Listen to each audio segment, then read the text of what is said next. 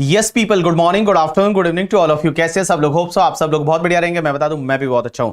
तो चलिए आज हम रिवाइज करने वाले हैं एक topic, that is residential status and scope of total income. बहुत ही इजी टॉपिक है, बहुत मजा आता है इस टॉपिक में आपको।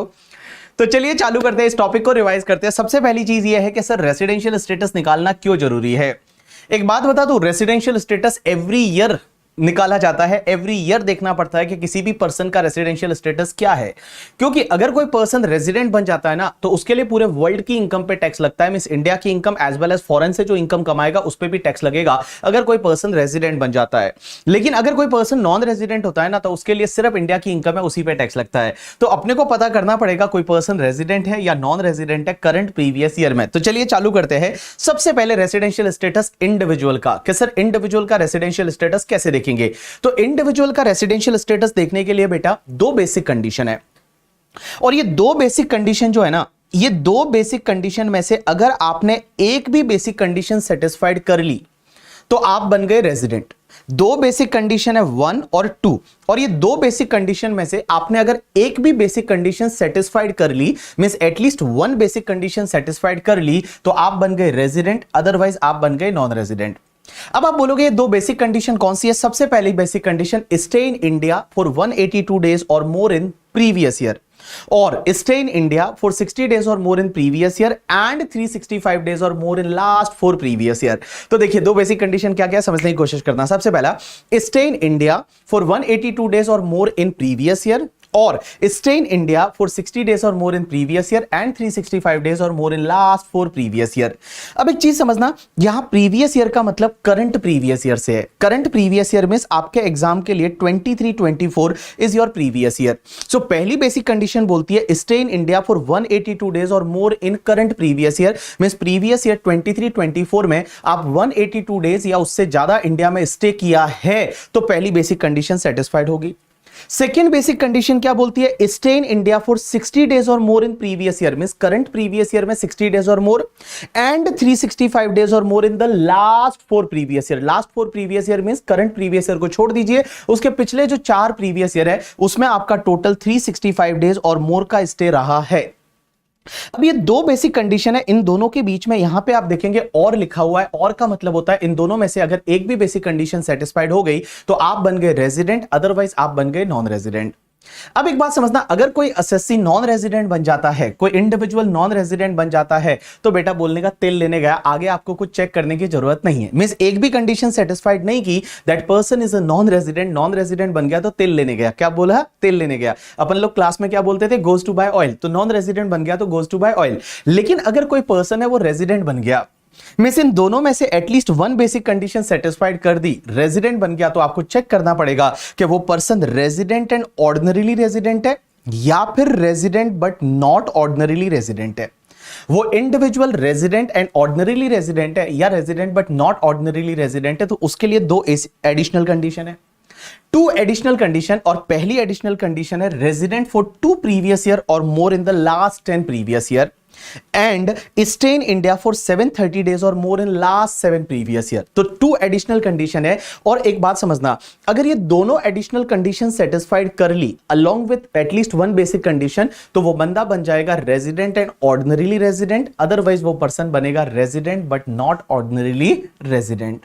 तो दो एडिशनल कंडीशन कौन सी है? पहली additional condition resident for the 2 previous year or more in the last 10 previous year and stay in India for 730 days or more in the last 7 previous year. तो ये दोनों एडिशनल कंडीशन के बीच में यहां पे एंड लिखा हुआ है, मींस बोथ एडिशनल कंडीशन वो सेटिस्फाइड करता है at least along with one basic condition, then that person will be treated as a resident and ordinarily resident, otherwise that person will be treated as resident but not ordinarily resident. अब एक और चीज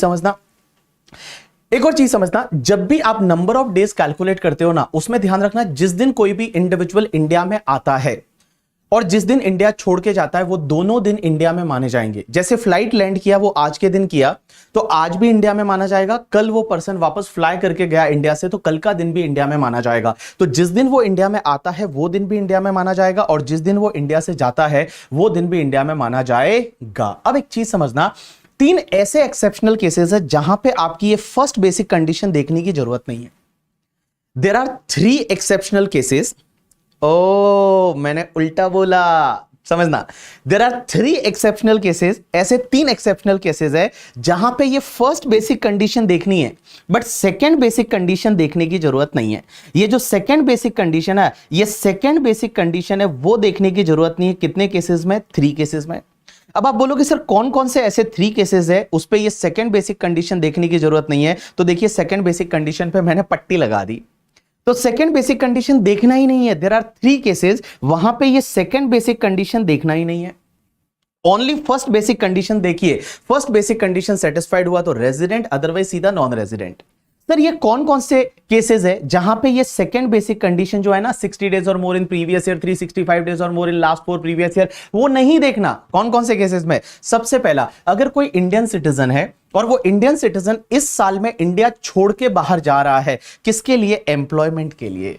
तो कोई Indian citizen है, Indian citizen में भारत का नागरिक है, वो इस साल में इंडिया छोड़ के जा रहा है बाहर, किस लिए जा रहा है? एम्प्लॉयमेंट के लिए इंडिया के बाहर जा रहा है, तो सेकंड बेसिक कंडीशन देखने की जरूरत नहीं है। एम्प्लॉयमेंट का मतलब होता है कि बाहर या तो कोई जॉब करने जा रहा है या फिर कोई बिजनेस करने जा रहा है, कोई प्रोफेशन करने जा रहा है, तो वो तुम्हारे एम्प्लॉयमेंट की कैटेगरी में आता है। और एम्प्लॉयमेंट की कैटेगरी में आता है तो इंडिया के बाहर अगर इंडियन सिटीजन है वो इस साल इंडिया छोड़ के बाहर जा रहा है for an employment outside India, तो आपको सेकंड बेसिक कंडीशन नहीं देखना। दूसरा, अगर कोई इंडियन सिटीजन है, वो क्रू मेंबर है किसी इंडियन शिप का और इस साल इंडिया छोड़ के बाहर जा रहा है। Indian citizen is a crew member. Crew member का मतलब जो शिप के ऊपर जो लोग काम करते हैं उसको क्रू मेंबर बोलते हैं। तो crew member of the Indian ship और वो इंडिया छोड़ के इस साल में बाहर जा रहा है, तो उसके लिए भी ये सेकंड बेसिक कंडीशन देखने की जरूरत नहीं है। तीसरा पॉइंट, अगर कोई इंडियन सिटीजन है या पर्सन ऑफ इंडियन ओरिजिन है।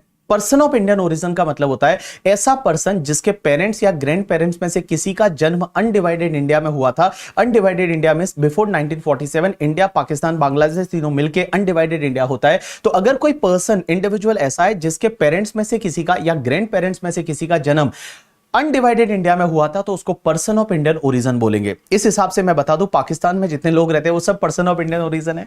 बांग्लादेश में जितने लोग रहते हैं वो पर्सन ऑफ इंडियन ओरिजिन है। आपने देखा होगा ऐसे बहुत सारे, इंग्लैंड में लोग रहते हैं, कनाडा में लोग रहते हैं, अमेरिका में लोग रहते हैं, वो इंडियन ओरिजिन है। इंडियन ओरिजिन का मतलब होता है कि उसके पेरेंट्स या ग्रैंड पेरेंट्स में से किसी का जन्म है वो अनडिवाइडेड इंडिया में हुआ था। तो देखिए, मैंने बोला कोई इंडियन सिटीजन है या पर्सन ऑफ इंडियन ओरिजिन है जो इंडिया के बाहर बिजनेस में, एम्प्लॉयमेंट में या प्रोफेशन में एंगेज्ड है, मींस इंडिया के बाहर काम करता है, वो इस साल में इंडिया आ रहे हैं विजिट करने के लिए, और उनकी जो टोटल इनकम है एक्सक्लूडिंग फॉरेन सोर्स का इनकम, मींस इंडिया से जो उनकी इनकम है वो अप टू 15 लाख है, मींस 15 लाख या उससे कम है, तो उस पर्टिकुलर केस में बेटा ये सेकंड बेसिक कंडीशन देखने की जरूरत नहीं है। तो मैं क्या बोल रहा हूं, 3 लोग ऐसे हैं, there are 3 exceptional cases where this second basic condition आपको देखने की जरूरत नहीं है। सेकंड बेसिक कंडीशन पे आपको काटा मारना है। कौन कौन से 3 केसेस? सबसे पहले, Indian citizen leave India during the previous year for an employment outside India. Indian citizen leave India during the previous year as a crew member of the Indian ship. Indian citizen or person of Indian origin comes in India for a visit and उनका जो India से income है वो India से income उनका 15 लाख या उससे कम है, 15 लाख से ज्यादा नहीं है। लेकिन सर एक बात बताइए, यहां थर्ड कंडीशन में आप बोल रहे हैं कि उसका इनकम इंडिया में 15 लाख से ज्यादा नहीं होना चाहिए। अगर 15 लाख से ज्यादा हो गया तो, if it is more than 15 lakh तो क्या होगा? एक बात बताऊं, मोर देन 15 लाख हुआ ना तो बेटा ये सेकंड कंडीशन आपको देखनी पड़ेगी। ये सेकेंड कंडीशन आपको देखनी पड़ेगी और यहां 60 डेज की जगह आपका रिप्लेस हो जाएगा 120 डेज से। 60 डेज की जगह आपका रिप्लेस हो जाएगा 120 डेज से। तो सेकेंड बेसिक कंडीशन बन जाएगी stay in India for 120 days or more in previous year and 365 days or more in last 4 previous year. And guys, अगर फर्स्ट बेसिक कंडीशन सेटिस्फाइड नहीं होती और ये सेकेंड बेसिक कंडीशन सेटिस्फाइड हो जाती है 120 डेज वाली, जब कोई इंडियन सिटीजन या पर्सन ऑफ इंडियन ओरिजिन जो इंडिया में आ रहे हैं, विजिट के लिए आ रहे हैं और उनका इंडियन इनकम 15 लाख से ज्यादा है और ये सेकेंड बेसिक कंडीशन अगर सेटिस्फाइड हो जाती है तो वो बंदा रेजिडेंट बन जाएगा। बट सीधा resident but not ordinarily resident बनाना है, वहां पे फिर आपको एडिशनल कंडीशन वगैरह चेक करने की जरूरत नहीं है। मैंने क्या बोला, वापस बोल रहा हूं कि देखिए, अगर कोई इंडियन सिटीजन या पर्सन ऑफ इंडियन ओरिजिन जो इंडिया के बाहर कोई जॉब करता है, बिजनेस करता है, प्रोफेशन करता है, वो इस साल इंडिया में विजिट के लिए आ रहा है और उसका टोटल इनकम अगर 15 लाख या उससे कम है तो उस पर्टिकुलर केस में सेकंड बेसिक कंडीशन देखना ही नहीं है। बट अगर वो 15 लाख से ज्यादा है तो आपको सेकंड बेसिक कंडीशन देखना पड़ेगा और 60 डेज की जगह आपका 120 डेज हो जाएगा। और अगर सेकंड बेसिक कंडीशन सेटिस्फाइड होता है, फर्स्ट बेसिक कंडीशन सेटिस्फाइड नहीं हो रहा, सेकंड 120 डेज वाला हो गया, तो बेटा आपको एडिशनल कंडीशन देखने की जरूरत नहीं, उसको सीधा बना दीजिए resident but not ordinarily resident. You got my point or not? Yes. अब एक और चीज समझना, एक चीज समझना, यहां पे एक सीबीडीटी का क्लेरिफिकेशन है। क्लेरिफिकेशन ये है कि अगर कोई भी इंडियन सिटीजन है और वो इंडियन सिटीजन किसी क्रू मेंबर है किसी शिप का, क्रू मेंबर का मतलब होता है कि जो शिप पे काम करते हैं उसको क्रू मेंबर बोलते हैं, और वो शिप इंडिया के बाहर जा रही है।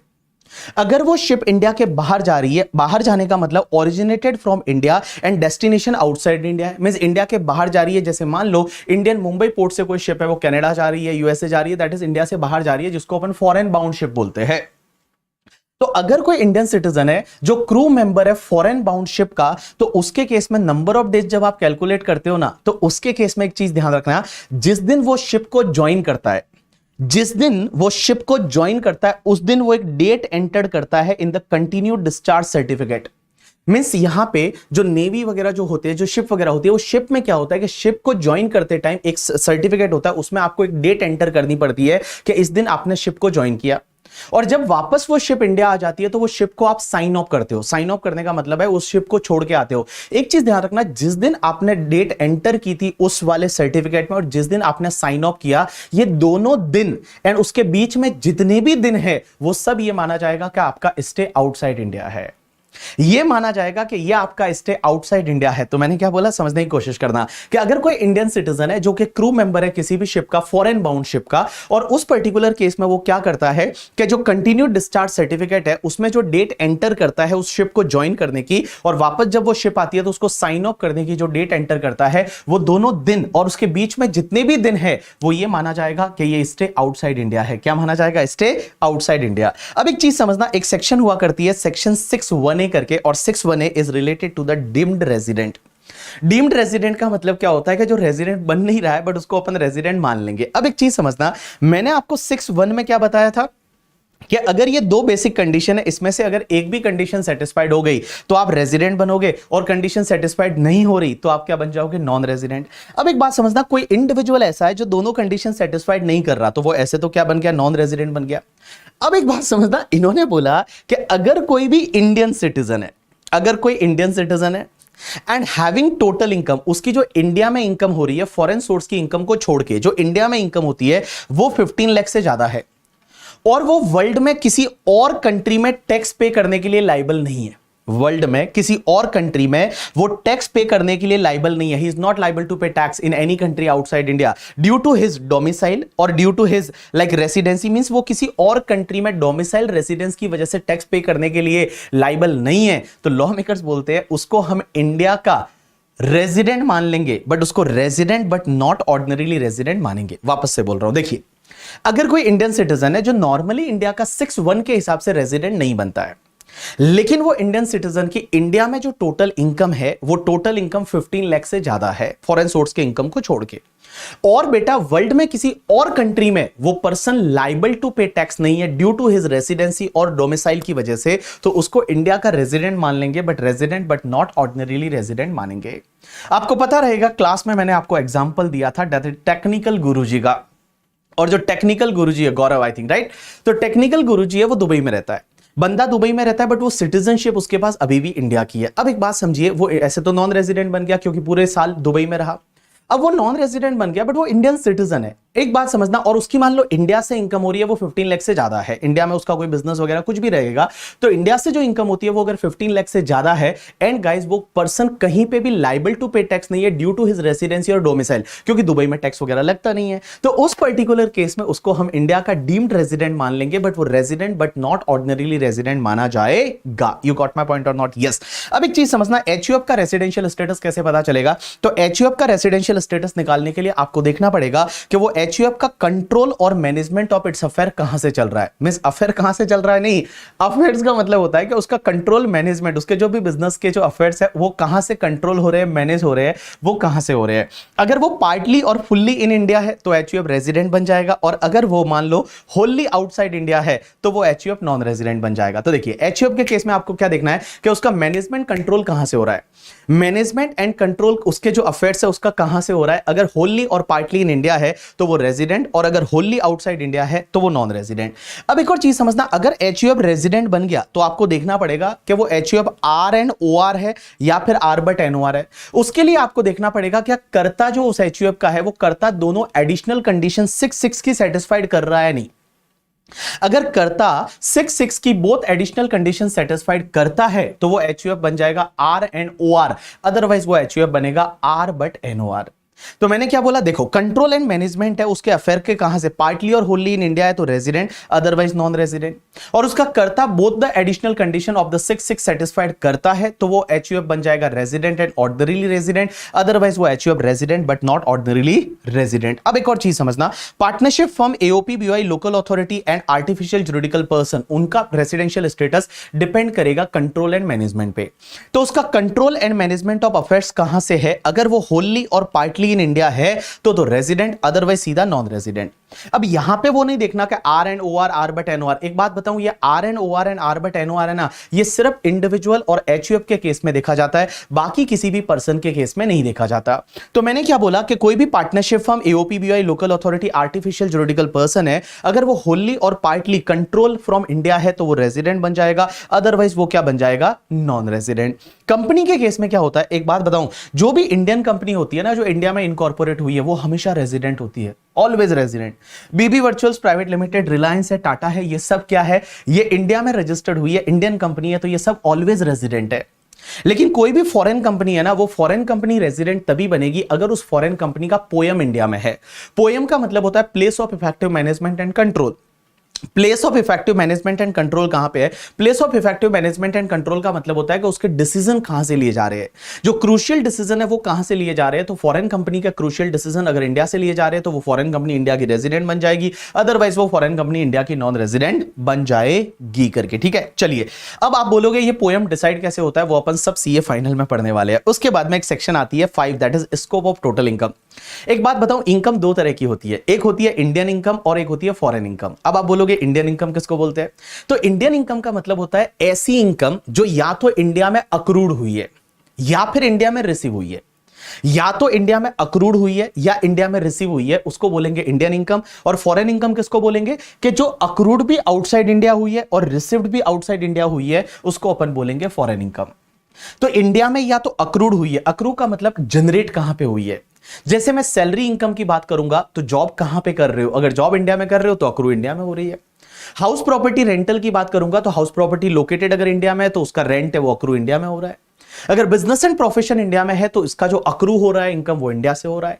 कैपिटल असेट अगर इंडिया में लोकेटेड है तो कैपिटल असेट को बेचने से जो प्रॉफिट होगा, कैपिटल असेट अगर इंडिया में है तो उसका income capital gain accrue India में हो रहा है। अगर आपकी अदर सोर्सेज की इनकम है, जैसे मान लो इंडियन कंपनी से डिविडेंड मिला, या मान लो इंडियन बैंक है, इंडिया में जो बैंक है उससे इंटरेस्ट मिला, तो वो अक्रू कहां हो रहा है, इंडिया में हो रहा है।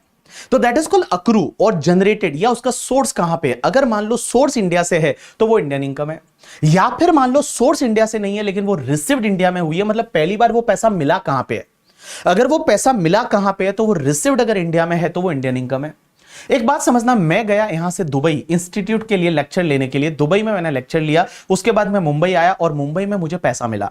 देखो ये जो इनकम हुई वो अक्रू तो दुबई में हुई थी, because I have perform my service in the Dubai, but मुझे पैसा अगर मुंबई में मिला तो रिसीव्ड इन इंडिया हुई, और रिसीव्ड इन इंडिया हुई तो ये इंडियन इनकम हो जाएगी। तो इंडियन इनकम किसको बोलते हैं, या तो जो अक्रू और अराइज इन इंडिया हुई है या फिर जो रिसीव्ड इन इंडिया हुई है। इन दोनों में से एक भी चीज अगर इंडिया में हुई तो वो तुम्हारी इंडियन इनकम हो जाएगी। और फॉरेन इनकम किसको बोलेंगे, जो इंडिया के बाहर अक्रू हुई है और बाहर ही रिसीव हुई है, बाहर ही अक्रू हुई है एंड बाहर ही रिसीव हुई है, उसको अपन फॉरेन इनकम बोलेंगे। अब एक चीज समझना, कौन से पर्सन के लिए कौन सी इनकम टैक्सेबल होती है। तो एक चीज ध्यान रखना, सबसे पहली चीज, अगर कोई person resident and ordinarily resident होता है, resident but not ordinarily resident होता है, या नॉन रेजिडेंट होता है, इंडियन इनकम जो होती है ना वो सबके लिए टैक्सेबल है। मींस इंडियन इनकम है वो सबके लिए टैक्सेबल है, आर एंड ओ आर के लिए भी टैक्सेबल है, आर बट एनओआर के लिए भी टैक्सेबल है, एंड एनआर के लिए भी टैक्सेबल है। इंडियन इनकम सबके लिए टैक्सेबल है। लेकिन जो फॉरेन इनकम होती है, फॉरेन इनकम में अगर फॉरेन इनकम है बट वो बिजनेस कंट्रोल फ्रॉम इंडिया है, या फॉरेन प्रोफेशन वो सेटअप इन इंडिया है। देखो, फॉरेन इनकम है मींस फॉरेन में बिजनेस है या फॉरेन में प्रोफेशन है, अक्रूड भी बाहर से हो रही है, रिसीव्ड भी बाहर से हो रही है, बट अगर वो बिजनेस कंट्रोल इंडिया से है, या वो फॉरेन का कोई प्रोफेशन ऐसा है जो पहले सेटअप इंडिया में हुआ था, वो फॉरेन का प्रोफेशन है, तो उस पर्टिकुलर केस में ऐसी जो फॉरेन इनकम है ना, जो बिजनेस कंट्रोल इंडिया से हो रहा है, प्रोफेशन वो सेटअप इन इंडिया बट अभी इंडिया के बाहर है, तो वो income R and O R के लिए टैक्सेबल होगी, आर बट एनओआर के लिए टैक्सेबल होगी, और एनआर के लिए टैक्सेबल नहीं होगी। अब एक और चीज समझना, कोई दूसरी फॉरेन इनकम है ना, तो दूसरी फॉरेन इनकम जो है वो सिर्फ आर एंड ओ आर के लिए टैक्सेबल होती है, आर बट एनओआर के लिए टैक्सेबल नहीं होती, और एनआर के लिए भी टैक्सेबल नहीं होती। तो मैंने क्या बोला, देखो इंडियन इनकम तीनों के लिए टैक्सेबल हो जाएगी, foreign income but business control from India, profession was setup in India, वो आर एंड ओ आर के लिए टैक्सेबल है, आर बट एनओआर के लिए टैक्सेबल है, एनआर के लिए नहीं है। And guys, other foreign income है वो आर एंड ओ आर के लिए टैक्सेबल है, आर बट एनओआर एनआर के लिए टैक्सेबल नहीं है। इसको आप ऐसे समझ सकते हो, अब आपको समझ में आएगा। एक चीज ध्यान रखो, देखो आर एंड ओ आर ऐसा है जिसके लिए पूरे वर्ल्ड की इनकम टैक्सेबल है। देखो ना, आर एंड ओ आर के लिए पूरे वर्ल्ड की इनकम टैक्सेबल है, इंडियन इनकम भी टैक्सेबल और फॉरेन इनकम भी टैक्सेबल। आर बट एनओआर के लिए इंडियन इनकम टैक्सेबल है और फॉरेन की इनकम वही वाली टैक्सेबल है जो बिजनेस कंट्रोल फ्रॉम इंडिया है या प्रोफेशन वो setup in India. And NR के लिए देखिए सिर्फ इंडियन इनकम है वही टैक्सेबल है। यही तो मैंने स्टार्ट किया था टॉपिक तब बताया था कि आर एंड ओ आर के लिए देखिए पूरे वर्ल्ड की इनकम टैक्सेबल है, आर बट एनओआर के लिए सिर्फ इंडियन इनकम टैक्सेबल है और फॉरेन की इनकम जो बिजनेस कंट्रोल फ्रॉम इंडिया है वो टैक्सेबल है, और एनआर के लिए जो है वो सिर्फ इंडियन इनकम है वही टैक्सेबल होती है। You got my point or not? Yes. अब एक और चीज समझना, ये तो हुआ इंडिविजुअल एचयूएफ की बात। अदर एसएससी के केस में क्या होगा, तो अदर एसएससी के केस में आप रेजिडेंट बनते हो तो पूरे वर्ल्ड की इनकम टैक्सेबल है, नॉन रेजिडेंट हो तो सिर्फ इंडिया की इनकम है वही आपके लिए टैक्सेबल होती है। अब एक और चीज समझना, इनकम का मतलब होता है आपका जो इनकम का मतलब इन कैश भी हो सकता है, इन काइंड भी हो सकता है। एक और चीज समझना, बहुत बार ऐसा होता है कि इंडिया के बाहर आपने इनकम कमा ली और उसके बाद उस पैसे को आप रेमिट करते हो इंडिया में, तो इंडिया में रेमिटेंस का मतलब क्या ये रिसीव्ड इन इंडिया है? Answer is no, remittance is not called received in India, ये टैक्सेबल नहीं होगा। जैसे मान लो दुबई में कोई रिलेटिव है, वो वहां पे काम करता है, वहीं पे पैसा उसको अर्न करता है, वहीं पैसा मिलता है, उसके बाद वो अपनी वाइफ को इंडिया में पैसा भेजता है, तो उस पर्टिकुलर केस में ये रिसीव्ड इन इंडिया नहीं है, ये रेमिटेंस है, और रेमिटेंस है वो टैक्सेबल नहीं होगा। एज वेल एज बहुत बार एग्जामिनर आपको ऐसा देगा कि पुराना कोई अनटैक्स प्रॉफिट है जो पहले का है 10 साल पहले का, वो अब आप इंडिया में लेके आए, तो क्या अभी इंडिया में टैक्सेबल करना है? Answer is no. उस पे टैक्स उस ईयर में लगना चाहिए था जिस ईयर का वो इनकम था, अब उस ईयर में क्यों नहीं लगा? हो सकता है उस ईयर में कोई ऐसा लॉ रहे जिसके हिसाब से टैक्स नहीं लगता हो, तो अभी आपको उसको टैक्सेबल करने की जरूरत नहीं है। अब एक चीज समझना, इनकम एक तो रिसीव्ड इन इंडिया होती है, एक deemed to be received in India होती है। अब ये deemed to be received in India का मतलब क्या होता है? बड़ा सिंपल सा पॉइंट है, आपने देखा होगा सैलरी में आपको पता है एम्प्लॉयर कंट्रीब्यूशन करता है आरपीएफ में, और जो एम्प्लॉयर कंट्रीब्यूशन करता है आरपीएफ में 12% ऑफ सैलरी तक तो एग्जेम्प्ट होता है, बट 12% से ऊपर वाला वो टैक्सेबल होता है। अब आप बोलोगे वो तो एम्प्लॉय को तो मिला ही नहीं पैसा, वो तो आरपीएफ में गया, तो भी क्या वो एम्प्लॉय के हाथ में टैक्सेबल होगा? आंसर इज यस, वो deemed to be received in India माना जाएगा और वो एम्प्लॉय के हाथ में टैक्सेबल हो जाएगा।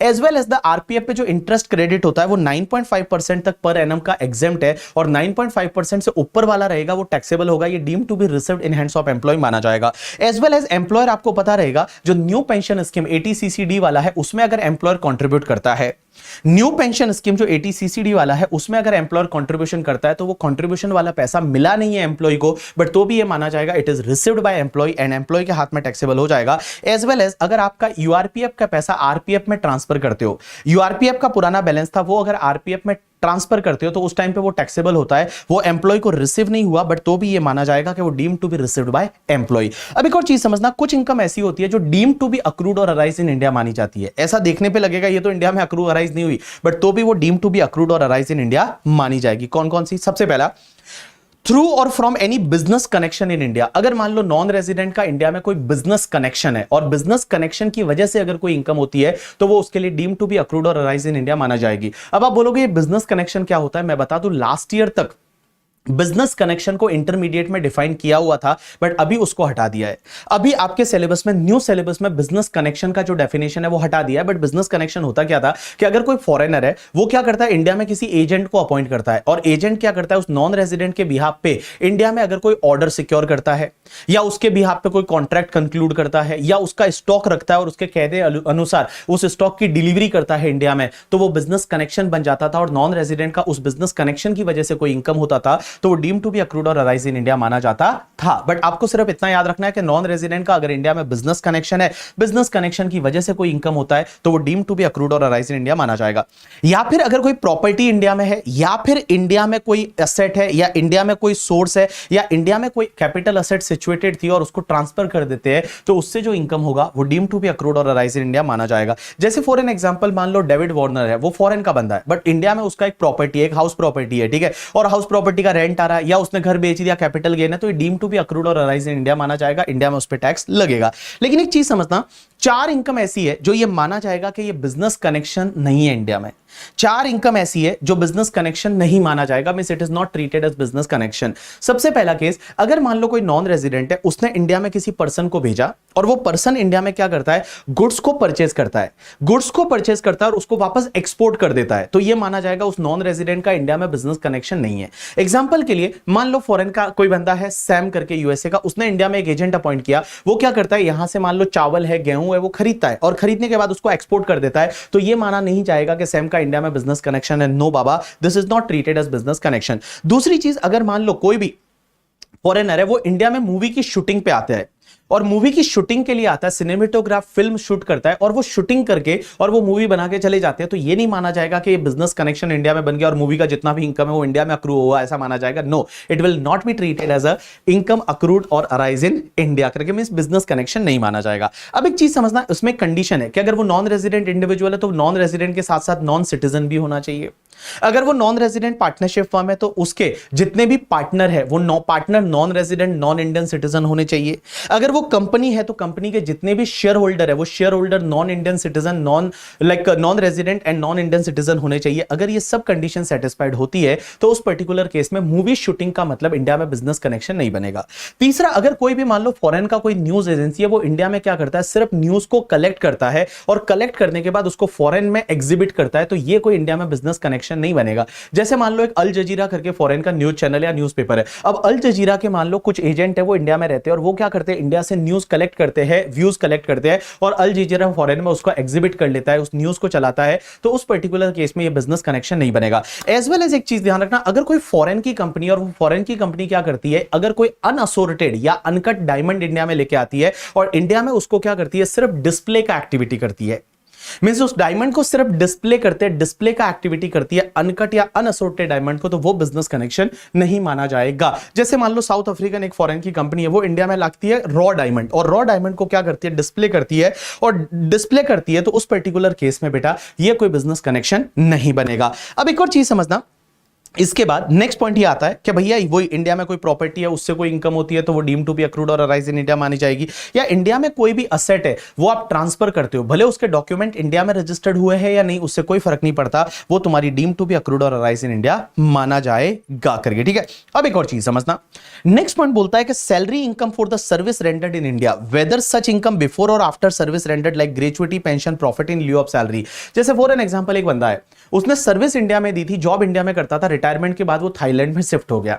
अब रिटायरमेंट के बाद में वो थाईलैंड में शिफ्ट हो गया। अब एक बात समझना, वो थाईलैंड में बैठे बैठे पेंशन मिल रही है उसको, तो वो pension deem to be accrued और अराइज इन इंडिया मानी जाएगी, क्योंकि उसने सर्विस इंडिया में रेंडर्ड की थी। एक और चीज समझना, अगर मान लो कोई भी इंडियन सिटीजन है और उसको अपनी गवर्नमेंट के लिए सर्विस दे रहा है, और गवर्नमेंट से जो सैलरी मिलती है ना, वो हमेशा डीम टू बी अक्रूड और अराइज इन इंडिया मानी जाएगी। जैसे मान लो इंडिया के बहुत सारे जो इंडियन फॉरेन सर्विस के ऑफिसर है, वो बाहर इंडियन एम्बेसीज में काम करते हैं। जैसे कनाडा की एम्बेसी में यहाँ के लोग काम करते हैं, तो उनको पैसा कौन देता है, इंडियन गवर्नमेंट देती है। तो इंडियन गवर्नमेंट जो उनको सैलरी देगी, वो हमेशा डीम टू बी अक्रूड और अराइज इन इंडिया मानी जाएगी, और वो इंडिया में टैक्सेबल हो जाएगी। लेकिन उनको जो परक्यूजिट और अलाउंसेस मिलते हैं ना, वो 10(7) की वजह से एग्जेम्प्ट होते हैं। तो सेक्शन 10 क्लॉज नंबर 7 की वजह से जो भी परक्यूजिट है, अलाउंसेस है, वो पूरे क्या हो जाएंगे, एग्जेम्प्ट हो जाएंगे। एक और चीज समझना, अगर इंडियन कंपनी किसी को भी डिविडेंड देगी ना, भले वो इंडिया के बाहर दे रही है, तो भी वो डीम टू बी अक्रूड और अराइज इन इंडिया माना जाएगा। एक और चीज समझना, अगर मान लो इंडिया के बाहर आपने जाके किसी को गिफ्ट दे दिया, इंडिया के बाहर आपने जाके किसी को गिफ्ट दे दिया, मतलब gift of any money made by resident ने किसी नॉन रेजिडेंट को दिया है या फॉरेन कंपनी को दिया है या किसी आर बट एनओआर को दिया है, तो वो डीम टू बी अक्रूड और अराइज्ड इन इंडिया माना जाएगा। तो मैंने हुआ क्या, एक बात समझने की कोशिश करना। मैं इंडिया से पैसा लेके दुबई गया, अब दुबई में मैंने किसी शेख को गिफ्ट कर दिया, दुबई में मैंने किसी शेख को गिफ्ट किया। अब वो शेख क्या बोलता है कि ये इनकम तो हमारा दुबई में अक्रूड हुआ है, रिसीव भी दुबई में हुआ, तो इंडिया में टैक्सेबल नहीं। बोला ऐसा कैसे? तो अगर मान लो कोई रेजिडेंट पर्सन है, उसने इंडिया के बाहर जाके किसी नॉन रेजिडेंट फॉरेन कंपनी को या किसी आर बट एनओआर को गिफ्ट दिया पैसा, तो वो भी उस पर्सन रिसीवर के लिए डीम टू बी अक्रूड और अराइज्ड इन इंडिया माना जाएगा, और सेक्शन 56(2)(10) की वजह से वो आईएफओएस में टैक्सेबल हो जाएगा करके। अब एक और चीज समझना, नेक्स्ट पॉइंट आता है, ये बड़ा इंटरेस्टिंग है करके, ठीक है। ये नेक्स्ट पॉइंट आता है and this is the last point and this is very interesting point, इस पे आप ध्यान देने की कोशिश करना। ये क्या बोलता है कि अगर कोई नॉन रेजिडेंट है, यहां पे मैं इसका फोटो बनाता हूं, समझने की कोशिश करता कि अगर कोई नॉन रेजिडेंट है, ये नॉन रेजिडेंट है और ये नॉन रेजिडेंट ने लोन दिया अपनी गवर्नमेंट को, या तो गवर्नमेंट को, गवर्नमेंट का मतलब अपनी government, central government, state government, कोई भी हो सकती है, गवर्नमेंट को, और इस गवर्नमेंट से अगर इस नॉन रेजिडेंट को इंटरेस्ट मिलता है ना, तो वो interest deem to be accrued और अराइज इन इंडिया माना जाएगा। मैंने क्या बोला कि एक नॉन रेजिडेंट ने अपनी गवर्नमेंट को लोन दिया और उस लोन पे अगर इंटरेस्ट मिलता है तो इस नॉन रेजिडेंट को वो डीम टू बी अक्रूड और अराइज इन इंडिया माना जाएगा और वो टैक्सेबल हो जाएगा। दूसरा, अगर इस नॉन रेजिडेंट ने मान लो किसी रेजिडेंट पर्सन को लोन दिया, किसी रेजिडेंट पर्सन को लोन दिया और वो रेजिडेंट पर्सन ने अगर इस नॉन रेजिडेंट को इंटरेस्ट दिया, तो वो डीम टू बी अक्रूड और अराइज इन इंडिया माना जाएगा। मींस नॉन रेजिडेंट ने किसी रेजिडेंट को लोन दिया और वो रेजिडेंट ने उसको जो इंटरेस्ट दिया वो डीम टू बी अक्रूड और अराइज इन इंडिया माना जाएगा। अब एक और चीज समझना, एक और चीज समझना, इन्होंने बोला यहां पे इसका एक एक्सेप्शन है। एक्सेप्शन ये है कि इस रेजिडेंट ने वो पैसा लेके इंडिया के बाहर के किसी बिजनेस में लगाया है या इंडिया के बाहर किसी सोर्स का इनकम कमाने के लिए लगाया है, तो फिर इस नॉन रेजिडेंट के लिए वो डीम टू बी अक्रूड और अराइज इन इंडिया नहीं माना जाएगा। एक एग्जांपल लेते हैं, जैसे मान लो एक यूएसए का बंदा है जिसका नाम है लोबो, एक एनआर है जिसका नाम है लोबो और वो यूएसए का है। उसने मान लो अपनी गवर्नमेंट को लोन दिया, गवर्नमेंट से इंटरेस्ट मिला, डीम टू बी अक्रूड और अराइज इन इंडिया। अगर लोबो ने किसी रेजिडेंट पर्सन को लोन दिया, रेजिडेंट पर्सन का नाम है, एग्जांपल के लिए लेते हैं बीबी सर, मैं रेजिडेंट पर्सन हूं, मुझे लोन दिया और मैंने उसको इंटरेस्ट दिया, तो वो डीम टू बी अक्रूड और अराइज इन इंडिया माना जाएगा लोबो के लिए और वो टैक्सेबल होगा।